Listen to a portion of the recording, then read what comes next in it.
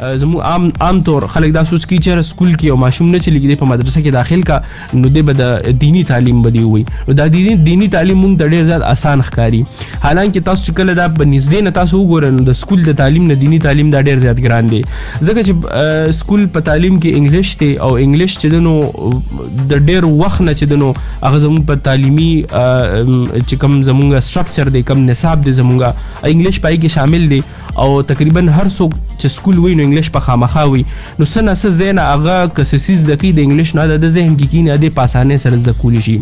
دینی تعلیم کې ټول عربي ده عربي چې د نو هغه نه زمونږ په نصاب کې شته نه زمونږ غیر چاپیره خلکو له ورزي او عربي انتهایی فصیح او بلیغ ژبه ده چې هغه دون اسانه نه ده چې هغه د څوک دونه په اسانه زده کړي ځکه چې عربي دومره لوی ژبه ده چې پای کې تاسو نوم واخلئ د یو څیز هغه به د عربي کې به د هغې نوم یا د عربي لغت کې به چې دنو د هغې نوم یا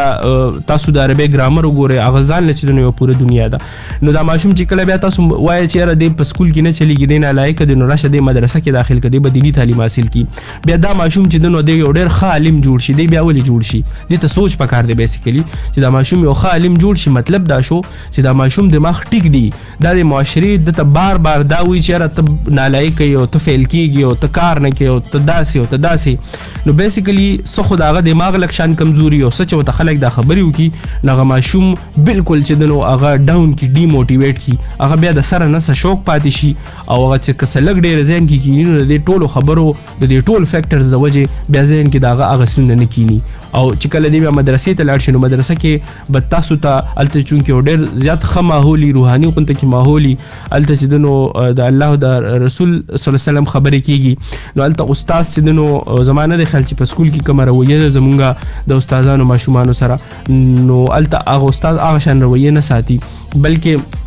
چې دنو هغه په مدرسه کې ماشوم سره چې دنو ډېر په نرمۍ سره او ډېر په ښه طریقې سره ماشوم سره رویه ده او هلته دا خبرې به زه وایم چې نی